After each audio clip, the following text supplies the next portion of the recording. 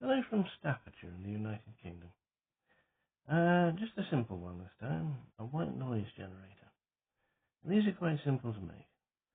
Now, I haven't used the proper noise diode here. I've used a silicon Zener.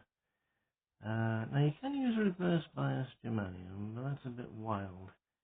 A silicon Zener gives a more consistent amplitude of noise over time. But you do need one that's well above 3 volts because we want avalanche breakdown, not just Zener, for a good noise output.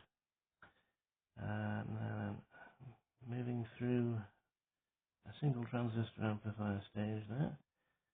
That's because an LM386, even with its gain maxed out, is still not enough for this. We need a bit of a preamplifier, and that's what that is. So, moving on through the volume control. Basic LM386 amplifier circuit. Well known arrangement there. You might want to beef up the battery a bit because this wide spectrum noise it saps the power source a bit more than if you were doing speech or music with this. Now, moving over onto the physical side of things.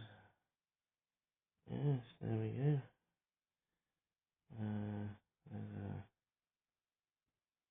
a Zener noise source, preamp, volume control, and LM386 amplifier.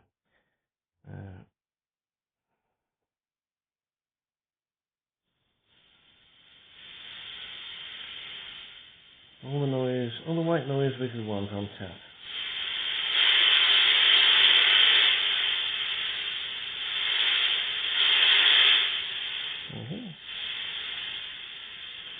There we go. Now, some people find these things are helpful with sleep, but there is another possibility with these, that you could actually communicate with the dead via EVP. The procedure for that is you have a voice recorder. It could be an old analog tape arrangement. You run the white noise generator here at the same time as the tape recorder in record mode. You'll ask questions, leave gaps on the tape for an answer. Now, whether or not this is successful depends on whether or not there are human spirits in your vicinity, and indeed whether or not they wish to participate. Okay, so there we are then. Nice simple project there. Lovely. Thanks for watching.